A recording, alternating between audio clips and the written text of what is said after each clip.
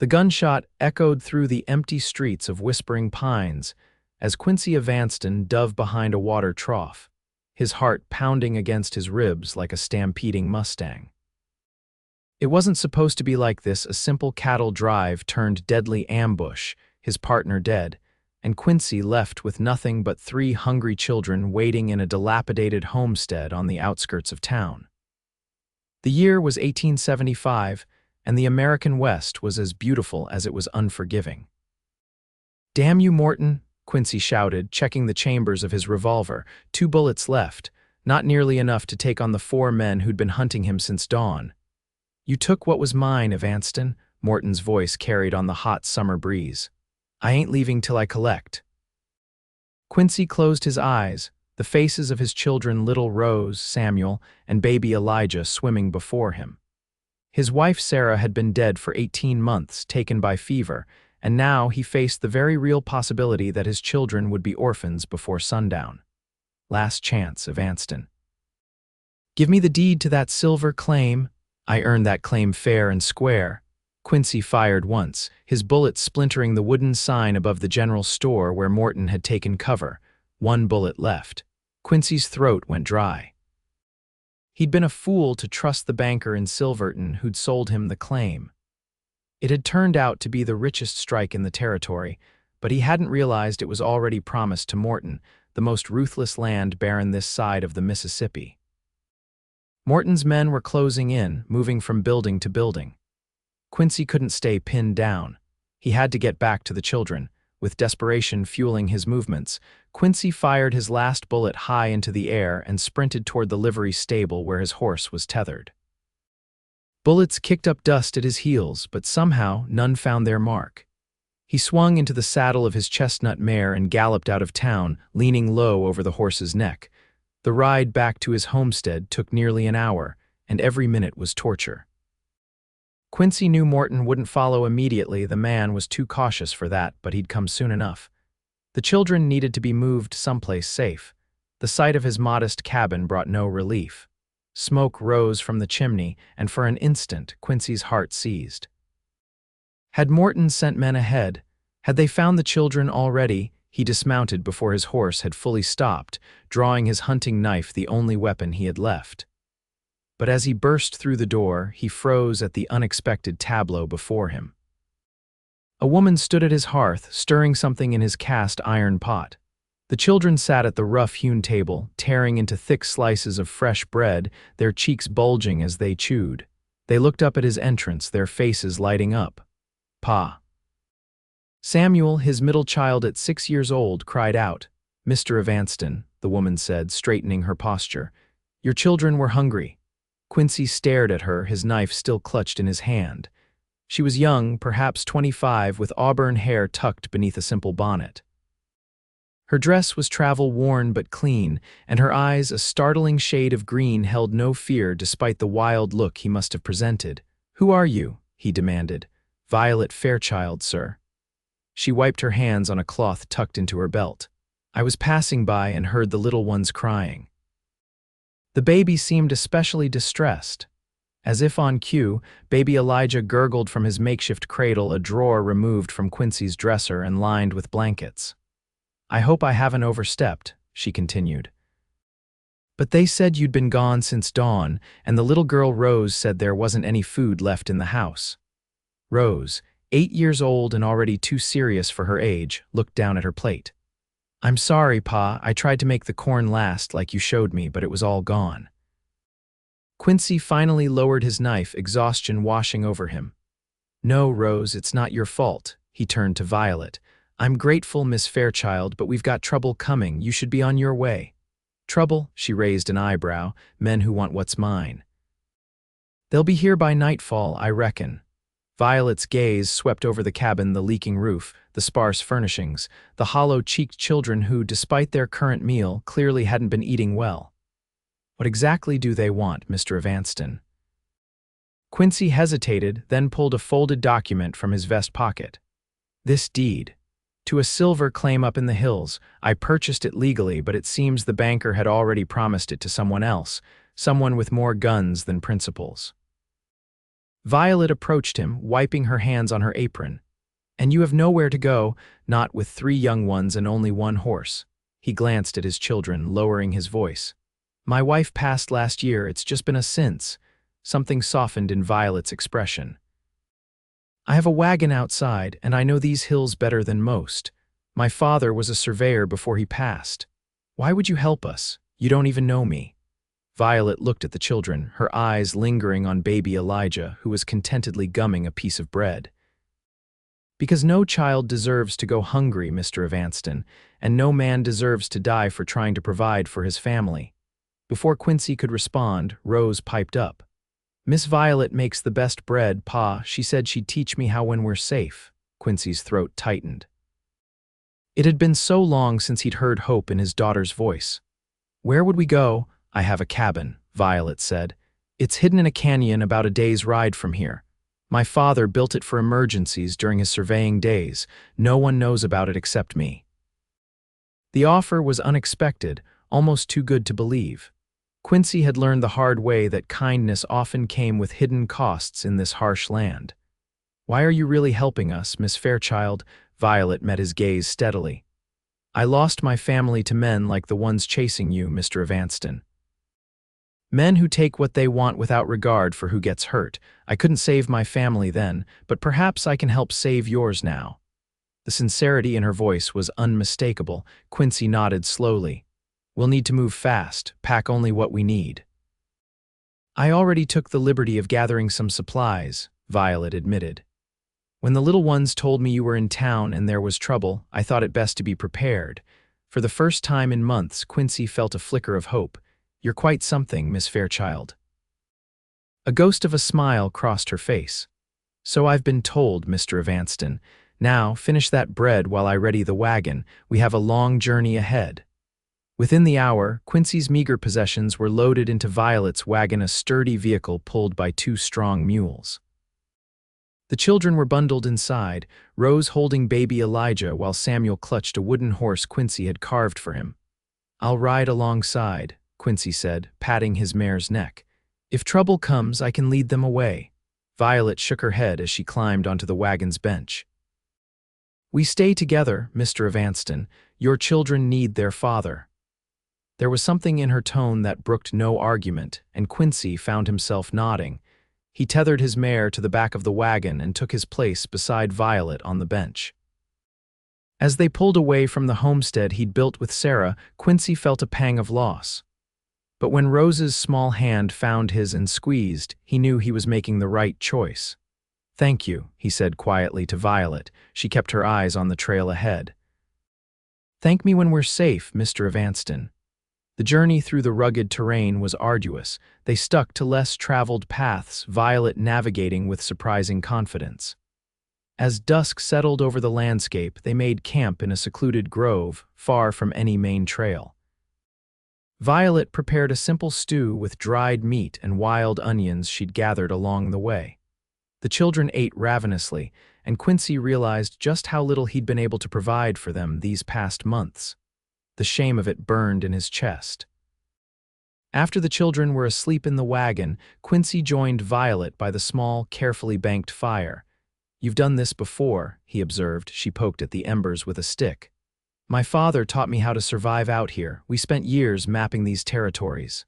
And your mother died when I was born. Violet's voice was matter-of-fact. It was just Pa and me until 2 years ago. What happened? She was silent for a long moment. Men like Morton happened. Pa had discovered a gold deposit during one of his surveys. He was going to register the claim properly, but someone found out. They came in the night. Her hand tightened around the stick. I was away delivering maps to a cavalry outpost. When I returned, the cabin was burned to the ground and Pa was. She didn't finish, but she didn't need to. Quincy understood all too well. I'm sorry, he said, the words inadequate but sincere. Violet nodded, composing herself. That's why I couldn't just ride past when I heard your children crying. I know what it's like to lose everything. Quincy studied her profile in the firelight. You're a brave woman, Miss Fairchild. Not brave, she corrected. Just stubborn. Pa always said I got that from my mother. A comfortable silence fell between them, broken only by the occasional pop of the fire and the soft breathing of the sleeping children. "Tell me about your wife," Violet said after a while. Quincy smiled sadly. Sarah was sunshine, strong, kind. She could make flowers grow in the hardest soil. He looked up at the star-filled sky. After she died, it seemed like all the color went out of the world. "I've been trying to keep the children fed, keep a roof over their heads, but it's hard to do alone," Violet finished for him. "Yes," Quincy let out a long breath. "I thought the silver claim would change everything, give us a fresh start." "And it still might," Violet said. "The law is on your side, Mr. Evanston." Quincy gave a bitter laugh. "Law doesn't mean much out here. Men like Morton make their own rules." "Then we'll just have to be smarter than them," Violet said with determination. "Get some rest, Mr. Evanston. I'll take first watch." "Quincy," he said, "if we're running for our lives together, you might as well use my given name." A small smile curved Violet's lips. "Quincy, then, and you can call me Violet." As Quincy settled into his bedroll, he found himself watching Violet as she gazed vigilantly into the darkness beyond their camp. For the first time since Sarah's death, he felt something stir within him, not love, not yet, but perhaps the possibility of it. The thought should have felt like a betrayal, but somehow it didn't. With the soft breathing of his children and the steady presence of this remarkable woman nearby, Quincy fell into the most peaceful sleep he'd had in 18 months. Dawn broke with a crimson splendor over the rugged landscape, casting long shadows across their camp. Violet was already up, coaxing new life into the fire and preparing a breakfast of corn cakes with the last of her supplies. Quincy rose quietly, careful not to wake the children. "You should have woken me for my watch," he said, his voice rough with sleep. Violet shrugged, her hands working the simple dough. "You needed the rest more than I did. Besides, your little ones will need you alert today." As if summoned by her words, Rose peeked her head out from the wagon cover. Her brown hair was tousled from sleep, but her eyes were brighter than Quincy had seen them in months. "Miss Violet, can I help?" she asked, clambering down from the wagon with the care of a child accustomed to taking on responsibilities beyond her years. "Of course, little one." "Come shape these cakes while I tend to the fire." Rose beamed at the task, and Quincy's heart clenched. How long had it been since his daughter had smiled like that? Since any of them had, Samuel soon joined them, rubbing sleep from his eyes, and baby Elijah began to fuss from within the wagon. Quincy retrieved his youngest, changing his makeshift cloth diaper with practiced hands. "You're good with them," Violet observed as she passed him a cup of strong coffee. "Had to be," Quincy replied simply. "Sarah taught me before, well before." The morning routine unfolded with surprising ease, as if Violet had always been part of their small family. She showed Rose how to pat the corn cakes just so, taught Samuel how to safely feed sticks into the fire, and even took Elijah while Quincy ate, bouncing the baby on her knee until he giggled a sound Quincy realized he hadn't heard in far too long. They packed up camp efficiently and continued their journey, Quincy now riding beside the wagon rather than on the bench. He kept a vigilant eye on the horizon, watching for any sign of pursuit. "Tell me about this cabin we're heading to," he said as they navigated a particularly rough stretch of trail. Violet guided the mules with skilled hands. "It's small but sturdy, built into the side of a canyon wall so it's protected from the elements. There's a spring nearby for fresh water and enough game in the surrounding forest to keep us fed." "Us?" Quincy raised an eyebrow, a faint blush colored Violet's cheeks. "I meant you and the children, of course. I'll help you get settled, then be on my way." The thought of her leaving sent an unexpected pang through Quincy's chest. "Where will you go?" "I have maps to deliver to Fort Bridger," she said. "My father's work. I've been carrying on his contracts since he died." "That's dangerous work for a woman alone." Violet's green eyes flashed. "I can handle myself, Quincy. I've been doing it for 2 years now." "I didn't mean to suggest otherwise," he said quickly. "It's just, the children would miss you." A beat passed. "I would miss you too." The admission hung in the air between them, honest and vulnerable. Violet's expression softened. "Let's get you all to safety first," she said gently. Then we can discuss what comes next." They rode in companionable silence for a time, the children's occasional questions or observations the only interruption. Around midday, they stopped by a small stream to rest the animals and eat a simple meal of jerky and the remaining corn cakes. As Rose and Samuel played by the water's edge under Quincy's watchful eye, Violet sat with Elijah on a sun-warmed rock, singing softly to the baby. It was a folk song Quincy recognized from his own childhood, about a brave cowboy who rides the range in search of a place to call home. "You have a beautiful voice," Quincy said as he rejoined them. "My father used to sing to me on our surveying trips," Violet replied, smiling down at Elijah as he grabbed at her finger with his chubby hand. "Songs make the journey go faster. Pa used to sing all the time," Rose said, returning with a handful of wildflowers, "before Mama went to heaven." Quincy swallowed hard. "That's right, Rosie. Maybe you could sing again, Pa," Samuel suggested, his young face earnest. "Miss Violet could teach you her songs." Before Quincy could respond, Violet rose smoothly to her feet, handing Elijah to Rose. "We should get moving." "I don't like the look of those clouds." Indeed, dark thunderheads were gathering on the western horizon, promising a summer storm by nightfall. They quickly packed up and resumed their journey, pushing the animals a bit harder to reach more protected terrain before the weather broke. The first fat raindrops began to fall as they entered a narrow valley flanked by towering pine trees. The trail grew muddy, slowing their progress, and the children huddled together beneath the wagon's canvas cover. "There's a cave up ahead," Violet shouted over a crack of thunder.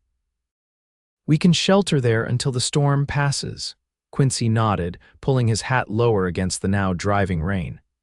He rode ahead to scout the cave, relieved to find it empty of any wildlife larger than a few bats.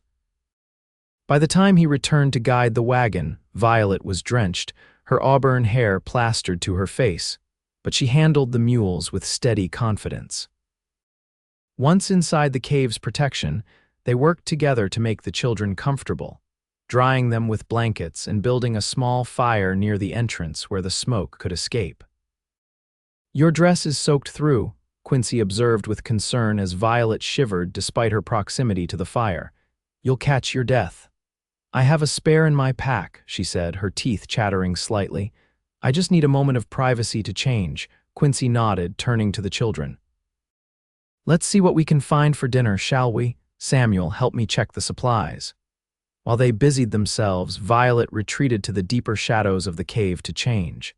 When she returned, her wet hair was loose around her shoulders, cascading in damp waves past her waist. Her spare dress was simpler than the one she'd been wearing, but dry, and the sight of her with her hair down and her face flushed from the cold made Quincy's breath catch. Rose noticed his reaction and giggled. "Miss Violet looks pretty with her hair down, doesn't she, Pa?" Quincy cleared his throat. "Yes, she does." He turned back to the supplies, aware of the warmth in his cheeks that had nothing to do with the fire. Dinner was a meager affair of dried beef, and the last of Violet's flour made into a simple dough and cooked on hot stones. But the children ate heartily, and for the first time in too long, there was laughter in their small circle as Violet told stories of her adventures with her father. "He once charted a route through a canyon that everyone said was impassable," she recounted, her eyes alight with the memory. "The cavalry captain called him a fool, but Pa proved him wrong. Saved the regiment 2 days' travel to reach an outpost that was under attack by raiders." "Your father sounds like a remarkable man," Quincy said, bouncing Elijah on his knee. "He was." Violet's smile turned wistful. "He taught me that the only limits are the ones we place on ourselves." The storm raged outside, but within the cave, a different kind of warmth was growing. As the children drifted to sleep, nestled together under blankets, Quincy and Violet sat side by side, watching the play of firelight against the cave walls. "Thank you," Quincy said softly, "not just for the shelter and food, but for—" He gestured to where his children slept peacefully. "I haven't heard them laugh like that since Sarah died." Violet's hand found his in the darkness, her touch gentle but sure. "Children are resilient, Quincy. They just need to know they're safe and loved. And fed," he added with a self-deprecating smile. "Yes, and fed." She squeezed his hand. You've done the best you could on your own. There's no shame in accepting help when it's offered. Quincy turned to look at her, really look at her in the flickering light. The delicate curve of her jaw, the determination in her green eyes, the strength evident in every line of her body. Why aren't you married, Violet, a woman like you? She withdrew her hand, her expression closing off slightly. Not everyone is meant for marriage, Quincy. I don't believe that. After my father died, I had suitors, she admitted, men who wanted my father's maps, his knowledge, not me. Their loss, Quincy said simply. Violet glanced at him, surprise evident in her expression before she looked away. We should get some rest. The storm will likely pass by morning, and we still have a long journey ahead. As they settled into their respective bedrolls on opposite sides of the fire, Quincy found himself unable to sleep, his mind filled with thoughts of this extraordinary woman who had entered their lives like a guardian angel, bringing bread and hope when they needed it most. The storm had indeed passed by morning, leaving behind a washed, clean world of glistening vegetation and mud-slick trails. They set out early, Violet estimating they would reach her hidden cabin by nightfall if they maintained a steady pace. Around midday, as they crossed a high ridge, Quincy spotted movement in the valley below. He reined in his horse sharply, signaling Violet to stop the wagon. Riders, he said grimly, pulling his spyglass from his saddlebag. 4 of them moving fast, Violet's face paled. Morton's men. Quincy adjusted the spyglass, focusing on the lead rider. Yes, I recognize the man in front, Morton's right-hand man, a killer named Rowe. They're following our trail, Violet said, her mind working quickly. The rain would have washed away our tracks from yesterday, but once they reach the cave, they'll know which direction we headed. Quincy's jaw tightened. How far to your cabin? At least 6 more hours at our current pace. We won't make it, not with them gaining on us. Rose's small face appeared at the wagon's opening, her eyes wide with fear. Pa, are the bad men coming? Quincy forced a reassuring smile. Don't you worry, Rosie, Miss Violet and I have a plan. He looked to Violet, his expression saying clearly that they needed a plan and fast. Violet's gaze swept the surrounding terrain, her surveyor's daughter's instincts kicking in. There, she said, pointing to a narrow canyon to their east. That ravine leads to a box canyon. It's a dead end, but there's a cave system halfway in that connects to another valley. It's tight, but the wagon will fit if we remove the canvas cover. You're certain? Quincy asked. My father mapped it. I've been through it myself. She met his gaze steadily. Do you trust me, Quincy? Without hesitation, he nodded. With my life, with my children's lives. Then let's move. We need to reach the canyon entrance before they spot us. They pushed hard, the wagon jolting over the rough ground as Quincy rode alongside, constantly checking behind them. The children were silent, sensing the gravity of the situation.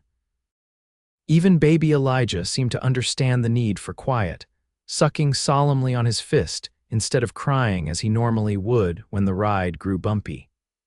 They reached the canyon entrance just as Violet had described, a narrow split in the red rock that looked barely wide enough for the wagon. We'll need to remove the cover and anything else that might catch on the rocks, Violet said, already jumping down from the bench. And the children will need to walk beside us once we reach the cave entrance. Working quickly, they stripped the wagon down to its basic frame. Quincy lifted the children down, instructing Rose to hold Samuel's hand and stay close. I'll take Elijah, Violet said, securing the baby to her chest with a length of fabric fashioned into a sling. I know this path better than you do. The ravine was even narrower than it had appeared, the wagon's wheels scraping against the rock walls as Violet guided the mules forward with soft, reassuring words. Quincy brought up the rear, leading his mare and constantly glancing back for signs of pursuit. They had traveled perhaps half a mile into the canyon when the sound of hoofbeats echoed from the entrance. Violet froze, then urged the mules to move faster. The cave entrance is just ahead, she whispered urgently. We need to get inside before they spot us. Quincy nodded, ushering Rose and Samuel forward. Stay with Miss Violet, do exactly as she says. The cave mouth loomed before them, a dark slash in the rock face. It looked impossibly small for the wagon, but Violet approached it with confidence. "The opening is deceptive," she explained. "It widens immediately inside, but we'll need to move the supplies by hand once we're in." As they reached the cave, Violet handed Elijah to Rose and quickly unhitched the mules. "Lead them inside," she instructed Quincy. "They'll be skittish in the dark." Together, they maneuvered the lightened wagon through the cave entrance, its wooden frame groaning in protest, but ultimately fitting as Violet had promised. Inside, the cave opened up into a surprisingly large chamber with a high ceiling. "How far does this system go?" Quincy asked, his voice hushed as they began transferring their supplies from the wagon to packs they could carry. "About half a mile," Violet replied. "It's not an easy path. There are narrow sections and a small underground stream to cross, but it comes out in a valley that runs parallel to our original route. We can circle back to the trail to my cabin once we're clear." The sound of men's voices echoed from the canyon outside, alarmingly close. The children huddled against Quincy, their eyes wide with fear. "They're checking the canyon walls," Violet whispered, "looking for signs of where we might have gone." "Will they find the cave?" Rose asked, her voice trembling. Violet stroked the girl's hair reassuringly. "The entrance is partially hidden by a rock overhang. Unless they know to look for it specifically, they might miss it." "And if they don't miss it?" Quincy asked grimly. Violet met his gaze. "Then we'll be ready." They worked in tense silence, packing only what they could carry and what they absolutely needed. The voices outside grew louder, then receded as the men moved further down the canyon. "They've passed us," Quincy said with relief. "For now," Violet cautioned. "But they'll realize this is a box canyon eventually and come back this way. We need to move." With the mules loaded with essential supplies and baby Elijah once again secured to Violet's chest, they began their journey through the cave system. Quincy led the way with a small lantern, Violet directing him at each junction. Rose and Samuel followed close behind, with Violet bringing up the rear, leading both mules while Quincy's mare followed obediently. The passage narrowed in places, forcing them to proceed single file, and in one particularly tight section, they had to unload the mules and pass their supplies through by hand. But Violet's knowledge of the route proved accurate, and within 2 hours they emerged into the fading daylight of a secluded valley. "We made it," Quincy breathed, setting down his pack and turning to help Rose and Samuel out of the cave. Violet emerged last, her face smudged with dirt but her eyes bright with triumph. "We're not safe yet. We need to reach the cabin before dark." They repacked the mules quickly and set off across the valley, keeping to the tree line for cover. Quincy rode with Samuel in front of him while Rose perched on one of the mules, her small hands clutching its mane. Violet walked alongside, Elijah still strapped to her chest, the baby now sleeping peacefully despite their ordeal. As the last light of day faded from the sky, they crested a small ridge, and Violet pointed to a barely visible structure nestled against the far canyon wall. "There," she said. "Home." The cabin was indeed small but sturdy as promised, built of logs and stone with a low profile that made it nearly invisible against the backdrop of the canyon. A small corral stood empty to one side, and a thin curl of smoke rose from the chimney. Quincy tensed. "Someone's there." Violet smiled reassuringly. "I keep a slow burning peat fire in the hearth. It can smolder for weeks with minimal attention, keeps the cabin from getting damp." They approached cautiously nonetheless, Quincy insisting on checking the interior before allowing the children inside. But the cabin was empty save for simple furnishings: a table with 4 chairs, a stone hearth with cooking implements, a narrow bed against one wall, and a small loft accessible by a ladder. "It's not much," Violet said as she stirred the fire to life, "but it's secure. The canyon walls protect it from the worst of the weather, and the spring nearby never runs dry." The children explored the small space with curious excitement while Quincy tended to the animals, settling them in the corral with fresh water and feed from the cabin's store. When he returned inside, Violet had a pot of beans simmering over the fire and was showing Rose how to mix dough for fresh bread using supplies from a small root cellar built beneath the cabin floor. "You keep this place stocked?" Quincy asked, surprised. Violet nodded. "I stop here between deliveries. It's a good place to rest, plan routes." She smiled at Rose.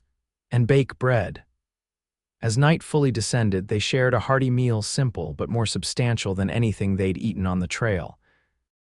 The children's faces glowed in the firelight, their bellies full, their eyes growing heavy with exhaustion. The sleeping arrangements were tight but manageable. The children took the loft, with Rose insisting she could handle Elijah for the night. Quincy and Violet exchanged amused glances at the girl's motherly determination. "You take the bed," Quincy said once the children were settled. "I'll sleep by the fire." Violet shook her head. "It's your family I've brought here. You should have the bed." "I won't hear of it," Quincy insisted. "You've done more for us than I can ever repay. The least I can do is let you sleep comfortably in your own bed." Their gazes held for a moment longer than necessary, something unspoken passing between them. Finally, Violet nodded. "Thank you." As they prepared for sleep, moving around each other in the small space with a growing familiarity, Quincy found himself watching Violet the graceful way she moved, the gentle strength in her hands as she banked the fire for the night, the soft curve of her lips as she smiled up at Rose, who called down a sleepy good night from the loft. "What happens now?" he asked as she settled onto the bed and he spread his bedroll near the hearth. Violet pulled a quilt up to her chin, her green eyes reflecting the dying firelight. "We rest. In the morning, we can discuss our options." "Do we have options?" Quincy's voice was tinged with bitter humor. "Morton isn't the type to give up easily." "Neither am I," Violet replied with quiet conviction. "And neither are you, Quincy Evanston. Otherwise, you wouldn't have made it this far." Her faith in him stirred something deep in Quincy's chest, a feeling he'd thought had died with Sarah. "Good night, Violet," he said softly. "Good night, Quincy," she responded, her voice equally soft in the darkening cabin. As sleep claimed him, Quincy realized that for the first time in 18 months, he was looking forward to tomorrow. The next few days established a rhythm that felt surprisingly natural. Violet showed Quincy the hidden aspects of the canyon, the spring that provided fresh water, the berry bushes that grew in surprising abundance on the sunny side of the ridge, the game trails that promised deer and rabbit for their table. The children thrived under Violet's gentle guidance. Rose learned to knead dough and shape loaves, her small face serious with concentration as Violet praised her efforts. Samuel discovered a talent for fishing in the small stream that ran through the canyon floor, bringing back trout that they cooked over the open fire. Even baby Elijah seemed to flourish, crawling with new determination across the cabin floor, reaching for Violet as often as he reached for his father. On the fourth day, as they worked together to repair a section of the corral fence, Quincy broached the subject they'd been avoiding. "We can't stay here forever," he said, hammering a nail into place with perhaps more force than necessary. "Morton will keep searching. He's not the type to give up on a silver claim that rich." Violet paused in her work, wiping sweat from her brow with the back of her hand. "No, I don't suppose he is. I've been thinking," Quincy continued, setting down his hammer. "The deed is legal. If I could get to a federal marshal, present my case." "It would be your word against Morton's," Violet pointed out, "and from what you've told me, he has influence." "Yes, but I have the original deed with the banker's signature, and if we could find witnesses to the sale." Violet considered this. "The nearest federal marshal is in Green River, at least a week's ride from here." She hesitated. "I could take the deed, make the ride alone." "I'd attract less attention than you would with the children." Quincy shook his head immediately. "Absolutely not. It's too dangerous." "I've been making these journeys for 2 years, Quincy. I know how to avoid trouble." "This isn't about your capability," he insisted, stepping closer to her. "It's about the risk. Morton's men wouldn't hesitate to hurt you if they found you carrying that deed." Violet's chin lifted stubbornly. "Then what do you suggest? That we hide in this canyon while your children grow up fugitives?" "No." Quincy ran a hand through his hair in frustration. But there has to be another way. Their debate was interrupted by Rose's excited call from the cabin doorway. "Pa, Miss Violet, the bread rose perfectly, just like you showed me." Violet's expression softened immediately. "Wonderful, Rose, let's see how it bakes, shall we?" As Violet moved toward the cabin, Quincy caught her arm gently. "This discussion isn't over," he said quietly. "No," she agreed, her green eyes meeting his with unwavering determination. "It isn't." That evening, after the children were asleep, they sat together on a fallen log outside the cabin, watching the stars emerge in the clear night sky. The silence between them was comfortable despite their earlier disagreement. "I keep thinking about what happens next," Quincy admitted. "Even if we resolve this situation with Morton, I have nothing to return to. The homestead was barely sustainable, and now," he shrugged, "starting over seems impossible." Violet was quiet for a moment. "What did you do before the West, before Sarah?"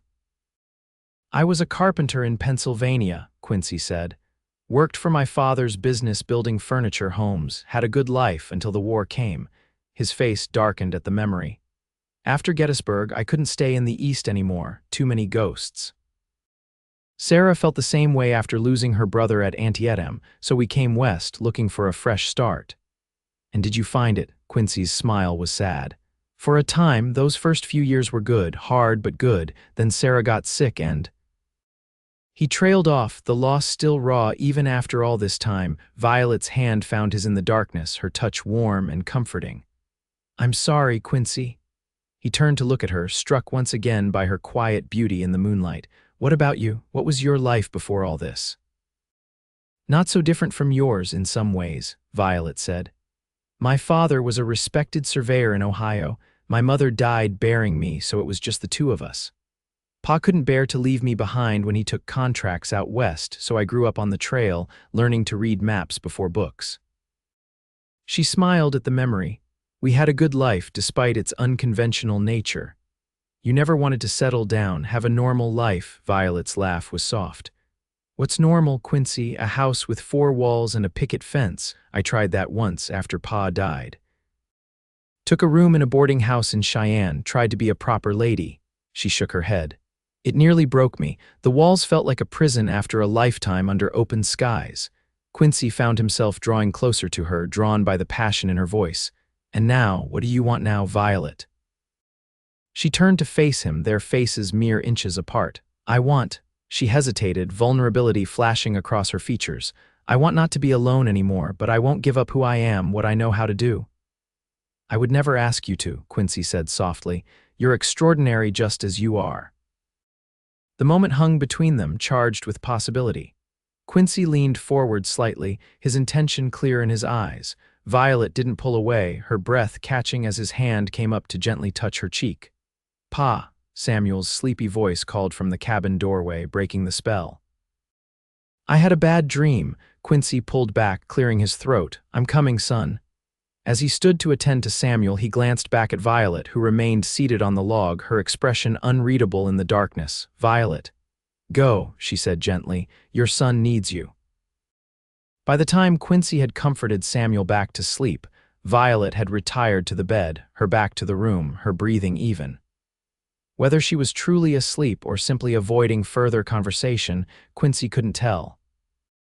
He settled onto his bedroll by the fire, staring up at the low ceiling, his mind and heart churning with emotions he'd thought long buried. The guilt he'd expected to feel at his growing feelings for Violet was surprisingly absent. Instead, there was only a sense of rightness, as if Sarah herself would approve of this capable, compassionate woman who had brought bread and hope to their broken family. The next morning brought no opportunity for private conversation. The children were unusually energetic, demanding attention and activities. Violet taught Rose more baking skills while Quincy took Samuel fishing, baby Elijah strapped to his chest. "You like Miss Violet, Pa?" Samuel asked suddenly as they sat by the stream, their lines cast into the clear water. Quincy nearly dropped his fishing pole. "What makes you ask that, son?" Samuel shrugged, his young face serious. "Rose says you look at Miss Violet the way you used to look at Mama in the old days before she got sick." Children, Quincy reflected, saw far more than adults gave them credit for.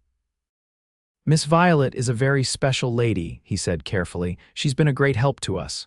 But do you like her? Samuel persisted. Because I do, and Rose does, and Elijah stops crying whenever she holds him. Yes, Samuel, Quincy admitted, I like her very much. Good. Samuel nodded decisively. Because I think she should stay with us forever. She makes the best bread, and she knows how to make you smile again. Out of the mouths of babes, Quincy thought, his heart swelling with an emotion too complex to name.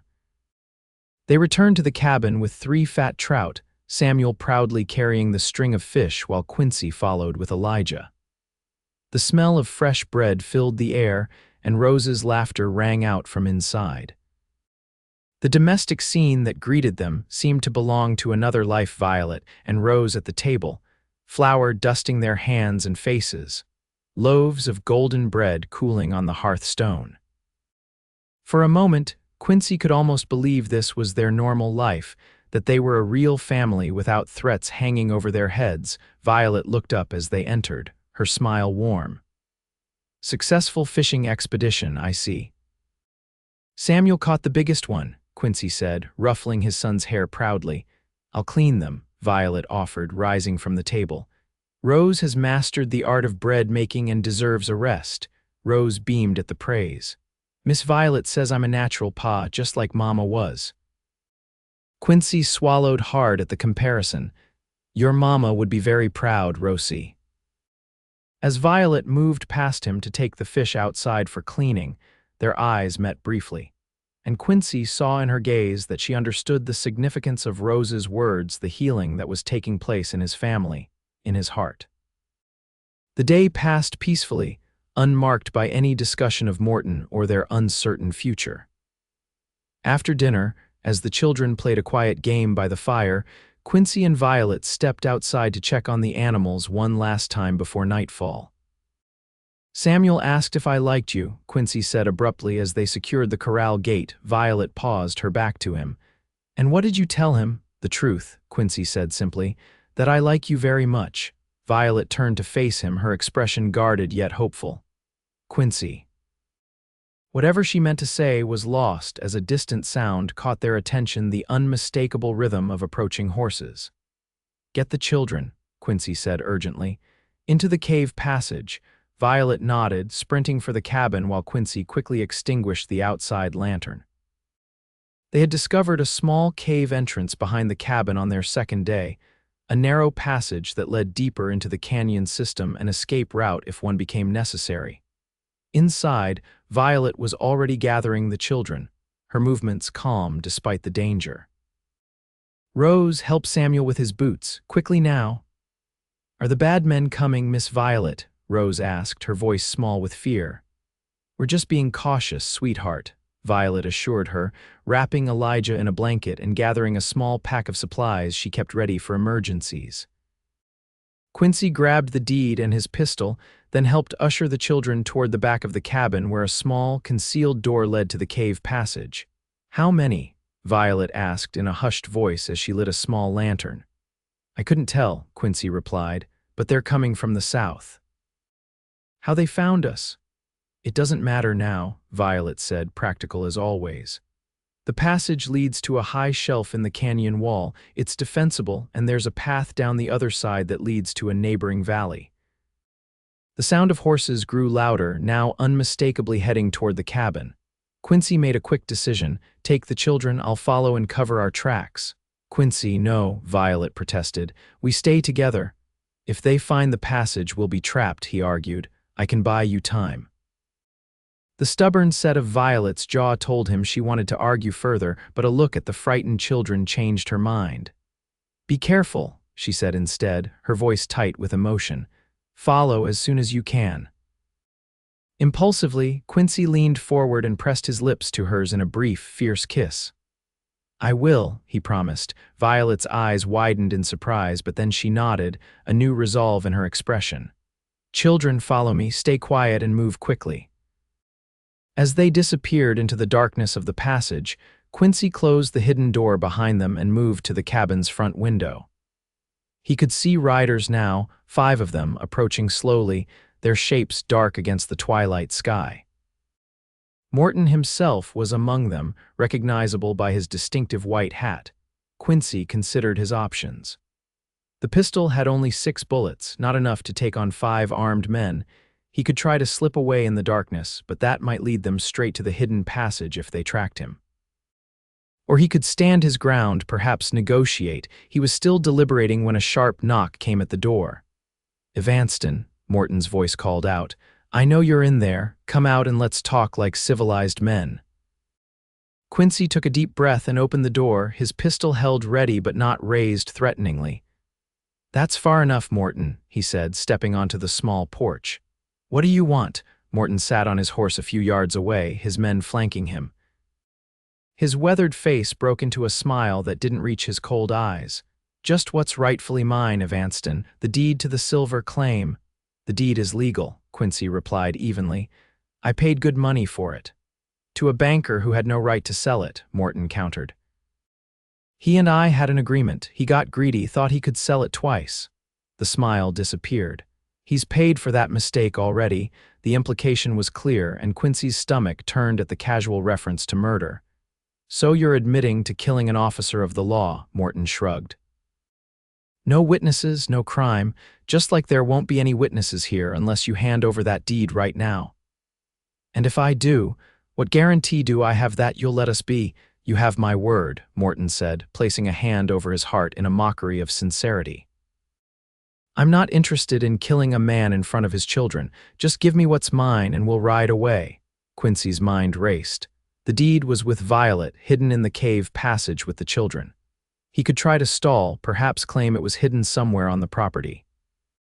Before he could formulate a response, a new voice spoke from the darkness to his left. "The deed isn't here, Morton." Violet stepped into the light from the cabin, a rifle in her hands pointed steadily at Morton's chest. She must have doubled back through another branch of the cave system, leaving the children hidden safely. "And who might you be, madam?" Morton asked, his tone deceptively polite despite the rifle aimed at him. "Someone who knows exactly who you are," Violet replied coldly. "Including the fact that you murdered my father, Thomas Fairchild, for a gold claim 2 years ago." Morton's expression registered surprise, then calculation. "Fairchild's daughter? Well, now this is an interesting development." He glanced at his men, a silent signal passing between them. "I was under the impression that Fairchild's brat had died along with him." "You were misinformed," Violet said, her voice steady despite the emotion Quincy could see burning in her eyes. "Now, you and your men are going to turn around and ride away, or I'll put a bullet through your black heart." Tension crackled in the air.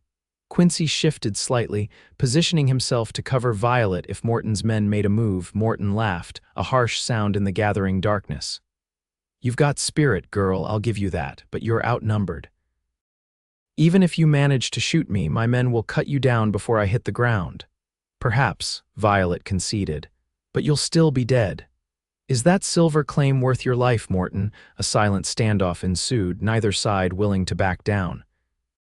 Quincy's mind raced, trying to calculate their odds, to find a way out of this deadly impasse. The unexpected sound of a child's cry broke the tension. Elijah's wail echoed from somewhere in the darkness beyond the cabin, from the hidden passage where Rose must be trying to quiet him. Morton's head snapped in the direction of the cry. Well, well, it seems the little ones are nearby after all." His smile turned cruel. "Row, Peters, check around the back of the cabin, find those children. Touch my children and I'll kill you where you stand," Quincy snarled, raising his pistol. 2 of Morton's men dismounted, drawing their guns as they moved toward the back of the cabin. Quincy's heart pounded in his chest, desperation fueling his next words. "The deed is in my saddlebag," he lied. "On my mare in the corral, let the woman and children go and it's yours." Morton's eyes narrowed suspiciously. "Fetch the saddlebag, Keller," he instructed one of his remaining men, "but keep your gun on Evanston." As Keller dismounted and moved toward the corral, a shot rang out from the darkness beyond the cabin. One of the men who had gone to search for the children cried out and staggered back into view, clutching his arm. "Ambush," he shouted. Chaos erupted. Quincy dove for Violet, pulling her down behind a water barrel as Morton's men opened fire. Bullets splintered the cabin's wooden walls and shattered its single window. The children, Violet gasped, struggling against Quincy's protective hold. "Stay down," he ordered, returning fire with his pistol, forcing Morton and his men to take cover. "Who shot at them?" Another shot came from the darkness, followed by a third from a different direction. Morton's wounded man fell, a bloom of red spreading across his chest. "Federal marshals, throw down your weapons," a voice commanded from the shadows. Morton cursed violently. "It's a trap." He shouted to his remaining men. "Fall back." Gunfire continued to exchange as Morton and his cohorts retreated, mounting their horses and galloping away into the night. Quincy kept Violet pinned behind the barrel until the sound of hoofbeats had faded completely. "Is anyone hurt?" Called the voice from before, closer now. "We're unharmed," Quincy responded cautiously, keeping his pistol ready. "Show yourself." 3 men emerged from the darkness, their badges glinting in the light spilling from the cabin. The leader, a tall man with a gray streaked beard, holstered his weapon as he approached. "Marshal James Harrington," he introduced himself. "These are Deputies Fuller and Thompson. We've been tracking Morton for weeks." Violet stood slowly, lowering her rifle. "How did you find us?" "Followed Morton," Harrington replied simply. "When he gathered his men and headed into this canyon with such purpose, we figured he'd located his quarry." He glanced at the cabin, then back at Quincy. "You must be Evanston." The banker in Silverton regained consciousness long enough to tell us what Morton did to him and about the deed he sold you. "The banker's alive?" Quincy asked, stunned. "Barely," Harrington admitted. "But his testimony, combined with what we witnessed here tonight, is enough to put Morton away for good once we catch him." "The children," Violet said suddenly, remembering, "they're hidden in a cave passage. I need to get them." "Go," Quincy urged. "I'll speak with the marshal." As Violet hurried toward the back of the cabin, Quincy explained the situation to Harrington: the legal purchase of the deed, Morton's threats, the murder of Violet's father. "We suspected Morton was behind several claim-jumping murders in the territory," Harrington said grimly. "But witnesses had a way of disappearing before they could testify." "Will you go after him tonight?" Quincy asked. Harrington shook his head.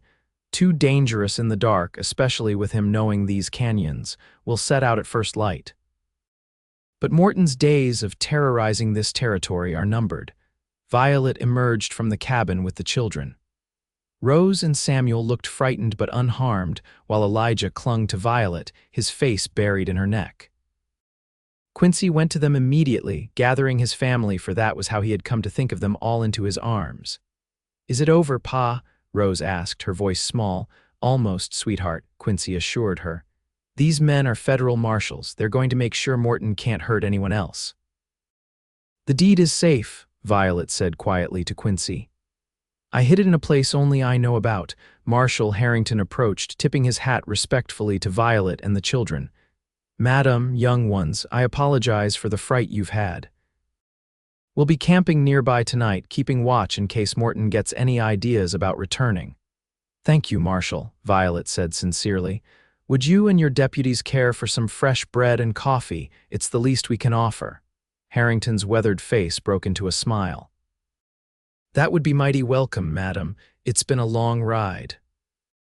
As the marshals settled around the cabin's table, Violet busied herself with coffee and the remaining bread while Quincy put the children to bed in the loft, assuring them that they were safe now, that the bad men wouldn't return with the marshals watching over them.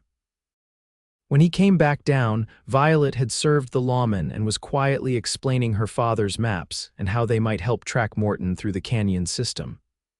"You're Thomas Fairchild's daughter?" Harrington asked with new interest.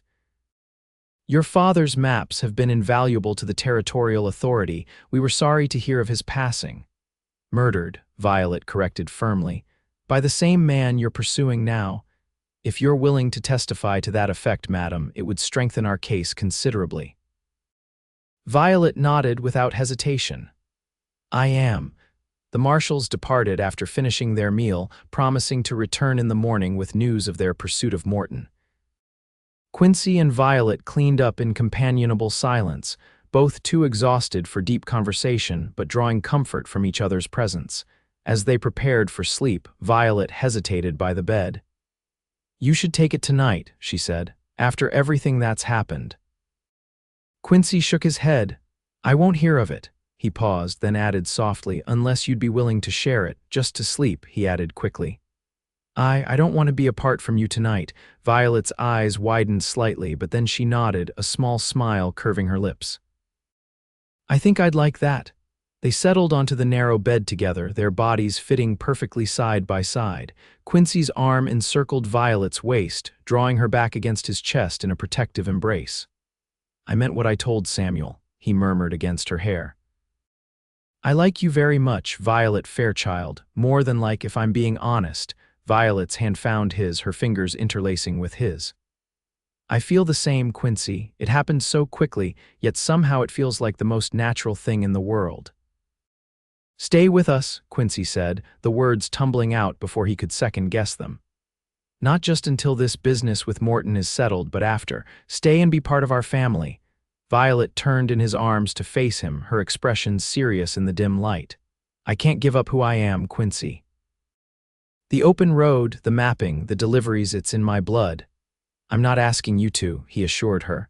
"We could build something together, a home base here, perhaps, for when you're not on the trail. The children and I could even travel with you sometimes," he smiled. "I'm a fair hand with a hammer." "I could be useful." "You really mean that?" Violet asked, hope and wonder mingling in her voice. "With all my heart," Quincy replied, brushing a strand of hair from her face. "The children adore you, and I—" He hesitated, then finished simply, "I love you, Violet." "It may seem fast, but when you know, you know." Violet's eyes glistened with unshed tears. "I love you too, Quincy. I wasn't looking for this for you, for the children, but somehow you've all become everything to me." Their lips met in a tender kiss that deepened slowly, filled with promise and new beginnings. When they finally pulled apart, Violet rested her forehead against his. "Yes," she whispered, "I'll stay. We'll figure out the details together." They fell asleep in each other's arms, the dangers of the day giving way to dreams of a shared future. Morning brought Marshal Harrington with welcome news. Morton and his remaining men had been captured attempting to flee through a mountain pass at dawn. "He'll stand trial in Denver," Harrington informed them as they shared a breakfast of fresh bread and coffee. "With the banker's testimony, what we witnessed here, and Miss Fairchild's account of her father's murder, he'll hang for sure." "And the silver claim?" Quincy asked. "Legally yours," Harrington confirmed. "The territorial governor has been informed of the situation and has personally reviewed your deed. Once Morton is dealt with, you'll be free to work it or sell it as you see fit." The marshals departed after breakfast, taking Morton's dead man with them and promising to send word once the trial was concluded. Alone again with Violet and the children, Quincy felt a weight lift from his shoulders. "It's really over," he said, watching as Rose and Samuel played outside with a renewed sense of freedom, Elijah crawling after them on the sun-warmed earth. "A new beginning," Violet corrected, slipping her hand into his. "For all of us." In the days that followed, they made plans. The silver claim would provide the means to build a proper home, not in town where memories of violence lingered, but here in the canyon that had sheltered them in their time of need. Violet would continue her mapping work and deliveries, but always with the knowledge that she had a home and family to return to. 2 weeks after Morton's capture, as they sat together outside the cabin watching the sunset paint the canyon walls in gold and crimson, Quincy turned to Violet with a question. "Why did you stop that day, when you heard my children crying?" Violet considered the question, her gaze on the playing children. "I'd been alone for so long," she said finally, "moving from place to place, delivering maps, never really connecting with anyone when I heard those hungry cries." She shrugged. "I just knew I had to help. I had bread, they needed it. It was that simple."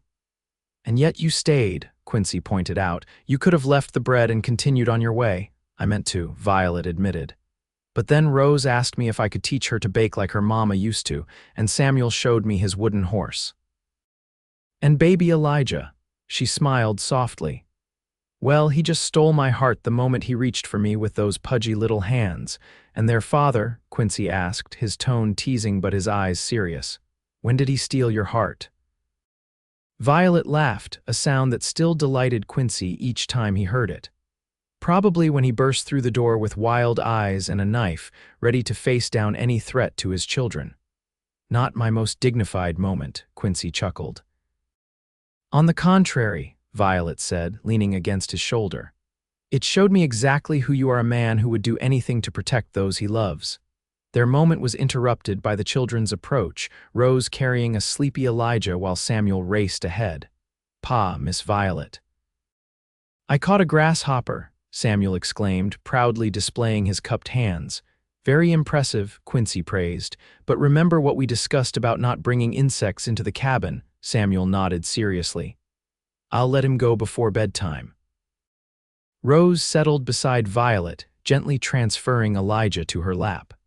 Will you tell us a story tonight, the one about the brave surveyor and the mountains that no one could map? Of course, Violet agreed, bouncing Elijah on her knee until he giggled that precious sound that had been so rare before her arrival. As the sun dipped below the canyon rim, Quincy looked at his family, his children, and the extraordinary woman who had brought light back into their lives and felt a contentment he had thought lost forever. What are you thinking? Violet asked, noticing his thoughtful expression. That sometimes the things you need most come in unexpected packages, Quincy replied. Like bread when you're hungry, or love when you've forgotten how to hope. Violet's smile was radiant in the fading light, or a family when you've been alone too long. Precisely, Quincy said, leaning in to kiss her softly. Samuel protested while Rose giggled. You'd better get used to it, young man, Quincy informed his son with mock seriousness. Because I plan to kiss Miss Violet quite frequently for the rest of our days. Good, Rose declared with the wisdom of her 8 years. Because she makes you happy, Pa, and she makes the best bread in the whole territory. Laughter bright and genuine filled the canyon as the first stars appeared in the deepening blue of the evening sky. The sound echoed off the ancient rock walls, a promise of joy that would continue to fill their days for years to come. And it did. The cabin grew into a proper home, with rooms for the growing family. Violet continued her mapping work, sometimes with Quincy and the children accompanying her on shorter journeys. The silver claim provided security without changing the essential simplicity of their lives. In time, there were more children, twins, a boy and a girl, born 2 years after Quincy and Violet were married by a traveling preacher. They named them Thomas and Sarah, honoring those they had loved and lost. But it was bread that remained at the center of their family traditions, kneaded by Violet's skilled hands, later by Rose's, and eventually by all the children who gathered around the large kitchen table in their canyon home. Fresh bread that symbolized the nourishment they had found in each other, the sustenance of love that had transformed hunger into abundance, silence into laughter, and strangers into family.